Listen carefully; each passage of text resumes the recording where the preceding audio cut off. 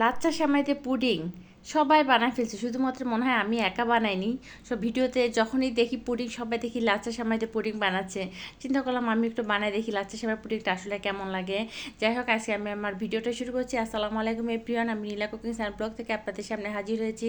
সবাই কেমন আছেন? আশা করি সবাই ভালো আছেন। আজকে আমি ফার্স্টে খিচুড়ি রান্না করবো, একটু যেহেতু ঠান্ডা ঠান্ডা আর আবহাওয়াটা খুবই ভালো। ঠান্ডা যেমন বৃষ্টিও পড়তেছে। এখানে দেখেন আমি লটি শুটকি দিয়ে একটা ভর্তা তৈরি করবো। লোটে শুটকি কিন্তু আপনি বিভিন্নভাবে হয়তো খেতে পারেন, ভুনা করে, ভর্তা করে, শুটকি, তারপরে আপনার বিভিন্ন ধরনের সবজি দিয়েও কিন্তু রান্না করলে খুব ভালো লাগে। মানে যেভাবে আপনি এই শুটকিটা রান্না করেন সেভাবে ভালো লাগবেন। এখানে আমি শুটকিটা খুব ভালোভাবে আগে কেটে ধুয়ে পরিষ্কার করে নিয়েছি, তারপর ভেজে নিয়েছি। যেহেতু এটা আমি ভর্তা করবো, ভালোভাবে ভেজে নিয়েছি। আর এটা আমি বেশ অনেকক্ষণ ভিজে রাখলাম যাতে একটু সফট হয়। আর এখানে দেখেন আমি অনেক মরিচ, পেঁয়াজ, রসুন, দুই ধরনের কাঁচামরিচ এবং শুকনো মরিচ নিয়েছি। আপনার যে কোনো একটা মরিচ দিয়ে এই ভর্তাটা তৈরি করে নিতে পারেন। আমি এটা পেঁয়াজ, কাঁচামরিচ এটা হালকা ভেজে নিয়ে এখন ওর মধ্যে সেই ভাজা শুটকিটা দিয়ে আর কিছু একটু হালকা একটু নাড়াচাড়া দিয়ে নামিয়ে ঠান্ডা করে নিব। এটা আপনারা পাটাতে বেটে নিতে পারেন অথবা ব্লেন্ডার মেশিনে বেটে নিতে পারেন। আমার এই যেটা চপার একটা মেশিন আছে, এটা আমার জাদুর মেশিন। এটার মধ্যে আমি যে কোনো ধরনের আপনি যেটা মানে ভর্তা যা করবেন, যে কোনো ভর্তা এটার মধ্যে হবে। তারপরে কোনো কিছু কিমা করতে চাইলে সেটা হবে, মানে অসম্ভব একটা সুন্দর একটা জিনিস আমার।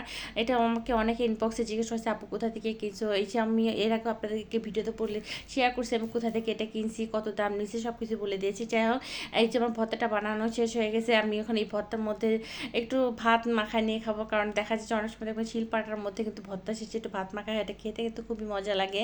বেশি দেখা যাচ্ছে গ্রাম দেশে এই জিনিসটা হয়। আর এই তো আমার এখন খিচুড়ি রান্না করবো। খিচুড়িটা আমি চাল ভেজে নিয়েছি, আমি এটা ভাতের চালতে রান্না করতেছি। এখানে আমি বুটের ডাল নিয়েছি। বুটের ডালটা আমি একটু হালকা সিদ্ধ করে নিয়েছি আগে থেকে, যেহেতু ভাতের চালের সাথে এটা সিদ্ধ হবে না। এর সাথে আমি মুসুরি ডাল অ্যাড করে দিয়েছি। এখানে কিন্তু আমি আজকে মাংস রান্না করা দেখাবো না, মাংস রান্না করা ছিল, আমি জাস্ট গরম করে নিয়েছি। এখন আমি এই যে খিচুড়িটা বসিয়ে দিচ্ছি পানির পরিমাণ মতো, যেহেতু আমি ঝরঝরা খিচুড়ি করবো। আপনারা যদি নরম খিচুড়ি করতে চান একটু পানি বেশি দিলে কিন্তু একটু নরম খিচুড়ি হয়ে যায়। যাই হোক, আমি ঝরঝরা খিচুড়ি দিতে পারো। খিচুড়িটা রান্না কমপ্লিট হয়ে গেছে। এখন আমি একটা ডিম ভাজি করে নিব। আর যেহেতু খিচুড়ির সাথে ডিম ভাজিটা অপূর্ব যায়, সেই জন্য ডিম ভাজি করেছি। এখানে কিন্তু আমি মরিচ দেখালি শুধুমাত্র পেঁয়াজ দিচ্ছি ডিম ভাজিতে, যেহেতু আমার মেয়েরা ঝাল খেতে পারে না, ওদের জন্য আমি আলাদা আলাদা ভাজি করছি। এই যে অবশেষে সেই শ্যামাই পুডিংটা আমি তৈরি করতেছি। এখানে প্রথমে ক্যারামেলটা তৈরি করে নিয়েছি, তারপর উপরে সেই লাচ্চা সেমাইটা ছিটে দিয়েছি। মানে যতটুকু আপনি লাচ্চা সেমাই নেবেন, ঠিক আমি বেশি না, হাফ কাপ পরিমাণ লাচ্চা সেমাই নিয়েছি, নিয়ে চারপাশে দিয়ে দিয়েছি।